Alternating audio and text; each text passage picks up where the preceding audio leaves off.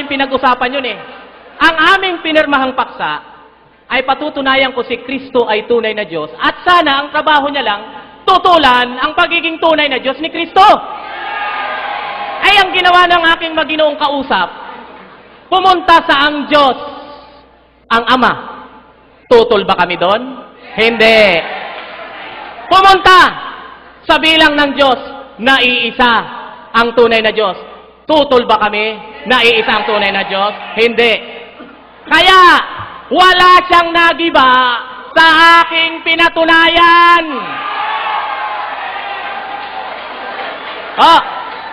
Ang tawag po doon, alam po ito ni Kadyo Ventilasyon, argumentum non sequitur. Okay? Parang pinalalabas niya lagi. Pinipresume niya na, na hindi yon ang aming paniniwala.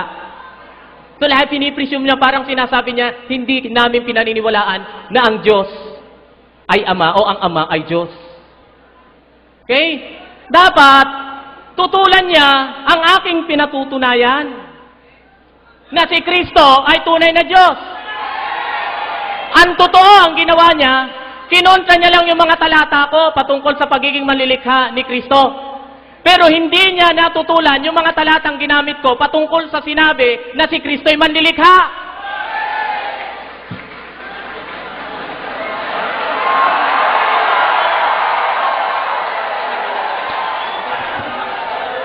Quiet, please. Pinipresume niya lagi. Policy of presumption yon. Okay? Policy. Kaya pumasok ang aking kausap puro sa policy. Okay? Puro presumption. Kaya ito, mga kaibigan, uulitin ko. Ang aming paksa dito ay patungkol kay Kristo. Hindi patungkol sa Ama, hindi rin patungkol sa kung ilan ang bilang ng Diyos, kundi patungkol sa kung si Kristo nga ba'y tunay o hindi tunay na Diyos. Okay, tingnan niyo po. Ito pong Bibliyang ito ay Bibliyang paboritong-paborito na gamitin ng ating mga mangangaral na Iglesia ni Kristo. George Lamsa. Titingnan natin kung si Lamsa ay tutol na si Kristo ay Diyos. Total, paborito niyong gamitin ito. Kini-question yung mga binanggit ko kaninang paraphrase Bible. Pag kami ang gumamit, may tutol kayo. Pag kayo ang gumamit, wala kayong tutol. Pag kami ang gumamit ng mga paraphrase Bible, tinututulan nyo at kini-question nyo ang otoridad ng salin na yan. Pero pag kayo, hindi nyo naman pinapaliwanag kahit sa programa kung ito'y paraphrase o hindi. Okay. Tingnan natin ang sinasabi ni Lamsa patungkol sa ating Panginoong Diyos o ang ating Panginoong Kristo kung siya ay tunay nga bang Diyos o peke. Okay? Titingnan natin dito po sa Juan 1:1. Tingnan niyo po. The Word was in the beginning, and that very Word was with God, and God was that Word. Tingnan niyo po, pati pala itong paborito niyong salin, kumakampi patungkol sa temang ito sa amin. Ngayon, ang sabi ni Kadyo Ventilasyon kanina, may tinatago ako. Yung tungkol sa Hebreo 1:8 na meron yung isa pang salin. Actually, Kadyo hindi lang dalawa ang posibleng salin nun, kundi 3 Alam kong alam mo yan. Alam kong alam mo yan. Dala ko yung Greek Grammar Beyond Basic na ginagamit nyo rin sa inyong programa.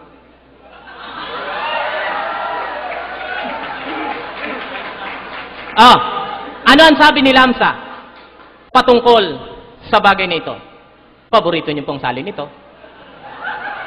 But of the Son, He said, patungkol daw sa anak ay kanya siya, Thy throne, O God!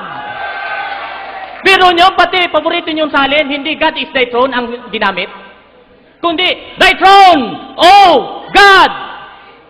Kadyo, alam ko pong, alam nyo na sa Greek, ito'y vocative.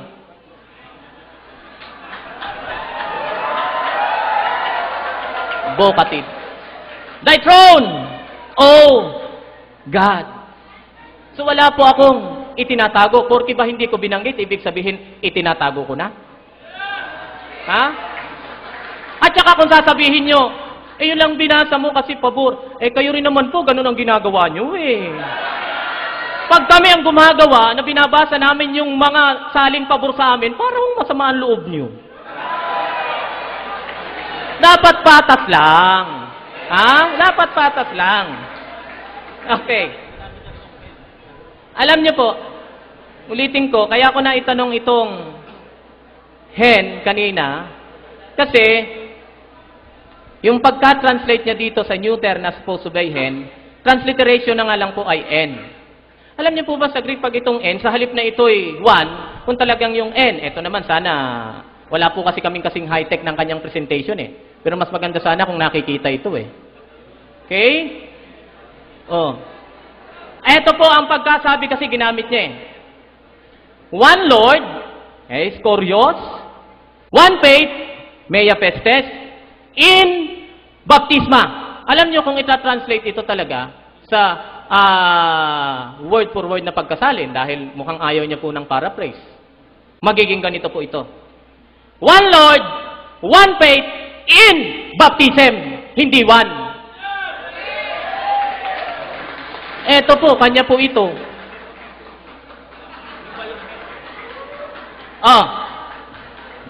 At, tingnan niyo po, sa pronunciation total,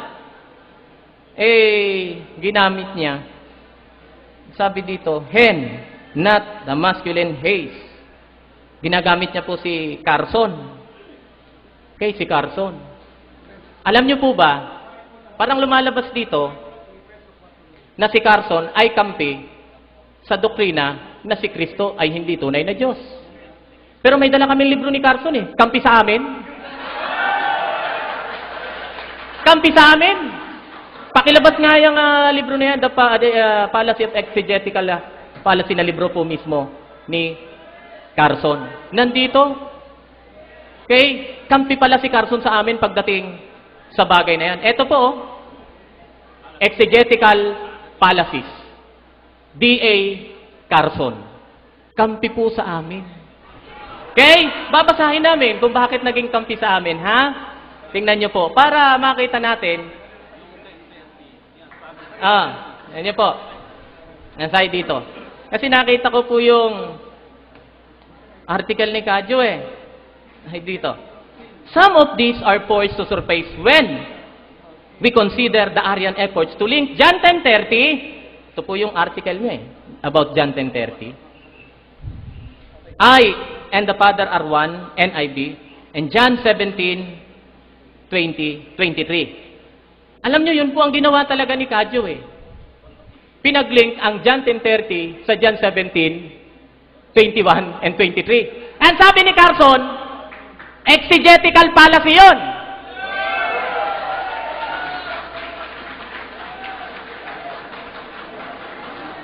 Salamat po dito sa inyong article. Malaki pong naitulong nito sa akin. And regarding dun sa kini-question yung mga translation, alam ko pong alam nyo na pagdating sa translation ng Bible, ay merong tinatawag na word for word translation at merong tinatawag na dynamic or thought for thought translation. Kaya, pag gumamit ka ng paraphrase Bible, hindi ibig sabihin, hindi na totoo. Dahil ang paraphrase version ay kinukuha hindi yung word for word na nakita sa mga Greek manuscript o Hebrew manuscript, kundi yung essence, yung mensahe ng talata.